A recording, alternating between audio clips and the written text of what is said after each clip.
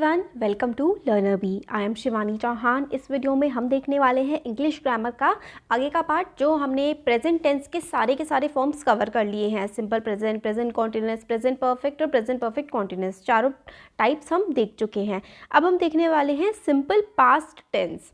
Simple past tense देखेंगे। देखिए, form of verb का मैंने वीडियो बनाया था, उसमें हमने देखा था कि 3 फॉर्म्स ऑफ वर्ब होती हैं।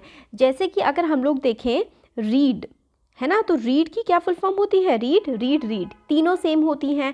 अगर हम लोग ओपन की देखें, ओपन, तो ओपन की फर्स्ट फॉर्म ओपन हो जाएगी और सेकंड फॉर्म ओपनड हो जाएगी और थर्ड फॉर्म भी ओपनड हो जाएगी।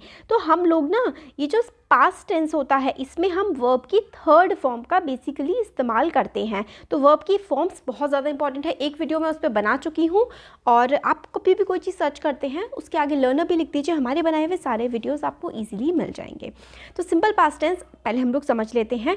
Simple past tense is form by using the past tense form of the verb. तो वर्ब की जो पास्ट टेंस की फॉर्म होती है ना, उसके हेल्प से हम लोग बनाते हैं पास्ट टेंस। किसकी हेल्प से? सेकेंड फॉर्म से। जैसे कि शी sang, वो गाना गाती है या उसने गाना गा लिया। तो सिंग, सिंग होती है वर्ब की फर्स्ट फॉर्म, sang होती है वर्ब की सेकेंड फॉर्म, और संग होती है वर्ब की थर्ड फॉर्म। तो फर्स्ट फॉर्म होती है वर्ड की सिंग, सेकेंड होती है sang, और थर्ड जो है वो होती है संग। सिंग, sang, संग, इस तरीके से वर्ब की ये 3 फॉर्म हो गई। पास्ट टेंस जब भी हम लोग यूज़ करते हैं, पास्ट का मतलब होता है जो अतीत में हो चुका है, जो बीत चुका है। तो sang आ जाएगा सेकेंड फॉर्म, ठीक है। तो जो सेकेंड फॉर्म आ जाएगी ना वर्ब की, वो आ जाएगी sang, सिंग, sang, संग, ठीक है। तो यहाँ पर हम लोगों की आ गई शी sang, उसने गाना गाया। The children played. अब देखो, मैंने आपको प्ले बताया था कि भाई देखो, प्ले होता है, प्ले होता है वर्ब की फर्स्ट फॉर्म, वर्ब की सेकंड फॉर्म होती है प्लेड। तो जो चीज़ भी पास्ट में हुई होती है ना, उसको हम लोग सेकंड फॉर्म यानी कि वर्ब की सेकंड फॉर्म का इस्तेमाल करके रिप्रेजेंट करते हैं। The children played, I wrote a letter. अब राइट होती है फर्स्ट फॉर्म और रोट होती है सेकेंड फॉर्म, और इसकी जो वर्ब की थर्ड फॉर्म होती है वो होती है रिटन। तो राइट, रोट एंड रिटन। तो राइट, रोट, रिटन, 3 फॉर्म्स हमारी वर्ब की हो जाती हैं। तो आई रोट अ लेटर मतलब मैंने एक खत लिखा था, मतलब मैंने लिखा था पहले, ये चीज़ आ जाएगी। अब देखते हैं हम लोग आगे निगेटिव सेंटेंस। देखिए, निगेटिव का तो यही रहता है, शी डिड नॉट सिंग। जैसे हम लोगों ने देखा था कि शी sang, उसने गाना गाया था, तो शी डिड नॉट सिंग, उसने गाना नहीं गाया। अब इसमें आपने देख रहे होंगे कि सिंग क्यों है, sang क्यों है? नहीं है, क्योंकि भाई जो उसने काम किया ही नहीं है पास्ट में, उसका हम लोग कैसे बोल सकते हैं? इसलिए she did not sing. The children didn't play, बच्चों ने नहीं खेला। तो जनरली देखो क्या होता है, जब हमारा निगेटिव आ जाता है ना, तो इसमें हम लोग मेन वर्ब इस्तेमाल करते हैं, और डू की जगह हम लोग, डू की सेकेंड फॉर्म क्या होती है? डू की सेकेंड फॉर्म होती है डिड, और थर्ड फॉर्म होती है डन। तो जब भी कोई निगेटिव सेंटेंस हम लोग इस्तेमाल करते हैं, तो उसमें हम लोग डिड लगा देते हैं। शी डिड नॉट सिंग, उसने गाना नहीं गाया। तो यहाँ पे एक बार हम लोगों ने सेकंड फॉर्म यूज़ कर ली। जब एक बार सेंटेंस में सेकंड फॉर्म यूज़ हो जाती है, तो दूसरी बार हम लोग फर्स्ट फॉर्म का ही इस्तेमाल करते हैं। ये चीज़ बहुत इंपॉर्टेंट है कि एक बार आप लोगों ने सेकंड फॉर्म इस्तेमाल कर ली, फिर उसके बाद नेक्स्ट फर्स्ट फॉर्म होती है। She did not sing, the children did not play, I did not write a letter, मैंने लेटर नहीं लिखा। तो फर्स्ट फॉर्म देखो, ये भी फर्स्ट फॉर्म, ये भी फर्स्ट फॉर्म, ये भी फर्स्ट फॉर्म। कब? पास्ट की बात हो रही है। बट जब निगेटिव सेंटेंस होता है, क्योंकि हम लोग ऑलरेडी डिड का यूज़ कर चुके हैं, फिर उसके बाद हम लोग वर्ब की फर्स्ट फॉर्म का ही इस्तेमाल करते हैं निगेटिव सेंटेंस के। जब सेंटेंस निगेटिव होता है, मतलब जब कोई काम नहीं हो रहा होता है, तब ये थोड़ी सी चीज़ याद रखने वाली है बस। इंटेरोगेटिव का मतलब होता है जब आप क्वेश्चन पूछते हैं, जब कोई क्वेश्चन पूछा जाता है, तो उस चीज़ को कहते हैं कि कोई इंटेरोगेशन चल रहा है, या कोई मतलब क्वेश्चनिंग चल रही है। तो क्या होता है ऐसे केसेस में ना, जब कोई क्वेश्चंस पूछा जाता है, तो डिड जो है वो सेंटेंस के सबसे आगे आ जाता है। तो शी sang, हमने देखा था, डिड शी सिंग, क्या उसने गाना गाया? अब आप लोग इंक्वायरी कर रहे हैं कि क्या उसने गाना गाया है, तो यहाँ पर भी वर्ब की मेन जो है वो फर्स्ट फॉर्म आती है। डिड द चिल्ड्रन प्ले, क्या बच्चों ने खेला? Did I write a letter, क्या मैंने लेटर लिखा?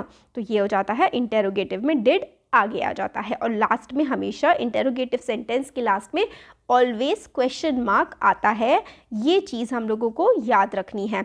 तो जब हमारा नॉर्मल सेंटेंस होता है तो हम लोग की वर्ब की सेकंड फॉर्म में इस्तेमाल करते हैं, और जब निगेटिव होता है या फिर इंटेरोगेटिव होता है तो उसमें हम लोग डिड लगा देते हैं। जब भी निगेटिव सेंटेंस होगा, ठीक है, और जब भी इंटेरोगेटिव, ठीक है, जब भी इंटेरोगेटिव या निगेटिव होगा तो हमारा डिड आ जाएगा, और इंटेरोगेटिव में डिड सबसे आगे आ जाएगा, लास्ट में क्वेश्चन मार्क, और फिर बाद में वर्ब की फर्स्ट फॉर्म आ जाती है। The negative interrogative sentence are formed by placing did before the subject and not before the verb। देखो कैसे, did she not sing, क्या उसने, ये देखिए ये वाले जो होते हैं ना, ये तो बहुत ही कम हमारी यूज़ में आते हैं, बस आप थोड़ा सा समझने के लिए इस चीज़ को देख लीजिए, बाकी यूज़ इनका काफ़ी ज़्यादा कम होता है। तो negative interrogative sentence are formed by placing did before the subject and not before the verb, जैसे कि डिडंट द चिल्ड्रन प्ले, क्या बच्चों ने खेला नहीं है, डिड शी नॉट सिंग और डिडंट शी सिंग, क्या उसने गाना नहीं गाया। तो ये वाली चीज़ देखिए, सबसे ज़्यादा इंपॉर्टेंट हम लोग को यही है याद रखना कि जब भी हमें कोई भी चीज़ को पास्ट में बताना होता है तो हम लोग वर्ब की सेकंड फॉर्म का इस्तेमाल करते हैं। टेंसेज और वर्ब्स, ये दो चीज़ें बहुत ही ज़्यादा कनेक्ट होती हैं। अब देखो किस तरीके से हम लोग यूज़ करते हैं simple present, simple past tense का, to indicate an action that was completed in the past, generally the adverbials of the past are use, जैसे कि I went to the Delhi yesterday, yesterday का मतलब होता है बीता हुआ कल, तो मैं कल दिल्ली गया था। तो वेंट जो है गो की सेकंड फॉर्म होती है गो, वेंट, और थर्ड फॉर्म होती है गॉन। तो ये होती है फर्स्ट फॉर्म, ये होती है वेंट सेकंड, और गॉन जो है वो थर्ड फॉर्म होती है।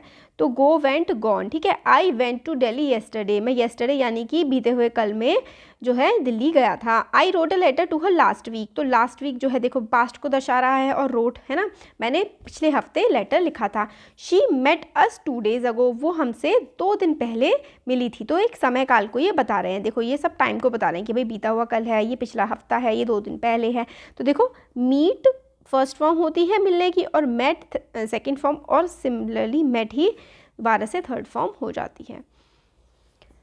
और किस किस जगह हम लोग यूज़ करते हैं पास्ट का, sometimes without adverbials of time, जैसे कि my father congratulated me on my brilliant success, मेरे फादर ने मुझे कॉन्ग्रेचुलेट किया, मतलब हम किसी को बता रहे हैं कि मेरे फादर ने मुझे बधाई दी कि मतलब अच्छी सक्सेस के लिए, मैंने जो सफल हुआ हूँ या हुई हूँ इसके लिए मेरे पापा ने मुझे बधाई दी। Our team won the match, हमारी टीम मैच जीत गई है, तो वन द मैच, राइट, ऐसे करके। Foreign activity done in the past, जो काम पास्ट में हो चुका है। Satish studies for 3 hours, Satish जो है वो 3 घंटे तक सतीश ने पढ़ाई करी है, मतलब कितने घंटे, अगर आपसे पूछे कि भाई सतीश ने कितने टाइम तक पढ़ाई करी, तो भाई सतीश ने 3 घंटों तक पढ़ाई करी। आई swum for half an hour, मैंने स्वैम किया, देखिए स्विम होती है फर्स्ट फॉर्म, और स्वैम होती है इसकी सेकंड फॉर्म, और फिर से स्वैम ही इसकी थर्ड फॉर्म होती है। स्विम, स्वैम, स्वम, ठीक है, 3 फॉर्म हो गई। वी टॉक्ड फॉर 5 minutes, हम जो है 5 मिनट तक हमने बात करी। टू एक्सप्रेस अ हैबिचुअल और regular action in the past, तो कोई पास्ट में हैबिचुअल या फिर रेगुलर कोई एक्शन हुआ हो। My father always got up 4 AM, तो मेरे फादर हमेशा रोज़ सुबह 4 बजे उठ जाते हैं। She visited the temple every day, जो काम रोज़मर्रा में होता है वो हमेशा से ही जाती आ रही हैं, रोज़ की रोज़ सुबह temple. He worked in his garden every Sunday, her Sunday को वो अपने गार्डन में काम करता है। तो देखो वर्ब की सेकंड फॉर्म हम लोग इस्तेमाल यहाँ पर कर रहे हैं कंडीशनल क्लॉजेज में, जैसे कि if you went there you should meet him, अगर तुम वहाँ जाओगे तो तुम्हें उनसे मिलना पड़ेगा या मिलना चाहिए। If she worked hard she would पास, अगर वो मेहनत करेगी तो पास हो जाएगी। If she worked hard, if he accepted my advice he would overcome his difficulty, अगर वो मेरी एडवाइस मान ले तो अपनी परेशानी से दूर हो जाएगा। डायरेक्ट फॉर्म ऑफ स्पीच में हम लोग, जैसे कि जो डायरेक्ट स्पीच होते हैं ना, इनडायरेक्ट डायरेक्ट में, तो उसमें हमेशा पास्ट का इस्तेमाल किया जाता है। कैसे, he said I work for 8 hours every day, उसने कहा कि मैं हर रोज़ डेली 8 घंटे के लिए काम करता हूँ। He said that he worked for 8 hours every day, उसने कहा कि वो हर रोज़ 8 घंटे काम करता है। तो ये देखो जो स्पीचेज़ होती है ना उसमें कैसे काम होता है, I work for 8 hours every day, उसने कहा, फिर दैट लगा देते हैं, ही वर्क की जगह वर्कड हो जाता है, बाकी सब फिर सेम रहता है। किस में, इनडायरेक्ट फॉर्म ऑफ स्पीच में। डायरेक्ट इनडायरेक्ट भी हम पढ़ाएंगे, जैसे टेंसेस कंप्लीट हो जाएगा ना उसके बाद एक छोटा सा वर्ब्स के बारे में हम लोग धीरे से मतलब कर लेंगे वर्ब वाला, फिर उसके बाद डायरेक्ट इनडायरेक्ट और ग्रामर काफ़ी मतलब इंपॉर्टेंट और काफ़ी सारी चीज़ें हैं इसमें कवर करने के लिए, तो धीरे धीरे हम सब कवर करेंगे। माई टीचर सेड, देखो ये क्वेश्चन है और इसका इस तरीके से आंसर ये है, ये डायरेक्ट, ठीक है। My teacher said I pray to God for your success, my teacher said that he prayed to God for our success, मेरे टीचर ने कहा कि वो गॉड से प्रे करेंगे हमारी सक्सेस के लिए। तो ये इस तरीके से बन जाता है पास्ट टेंस में। देखो प्रे का प्रेड हो गया। अब हम कुछ एक्सरसाइज देख लेते हैं। ये एक्सरसाइज है, ठीक है, एक्सरसाइज देख लेते हैं। It was hot in the room so I dash the window, room में गर्मी हो रही थी सो आई ओपनड, है ना, रूम में गर्मी हो रही थी so I opened the window. I dash my teeth twice yesterday, I cleaned, clean का क्या हो जाएगा, सेकेंड फॉर्म आ जाएगी वर्ब की, I cleaned my teeth twice yesterday. The shop dash at 9 AM yesterday, the shop start का क्या हो जाएगा, started, the shop started at 9 AM yesterday. The match dash at 6 in the evening, तो the match finished, मतलब finish हो गया था, match ख़त्म हो गया था शाम के 6 बजे। I always dash to be a doctor, I always wanted to be a doctor, मैं हमेशा डॉक्टर बनना चाहता था। अच्छा, I always want to be a doctor, हाँ। It is a nice day but yesterday it was dash all day, आज तो अच्छा है बट कल it was rained all day, it rained all day मतलब पूरे दिन कल बारिश हुई थी। द एक्सीडेंट दैट हैपन्ड, तो यहाँ पे आ जाएगा the accident that happened last Sunday afternoon.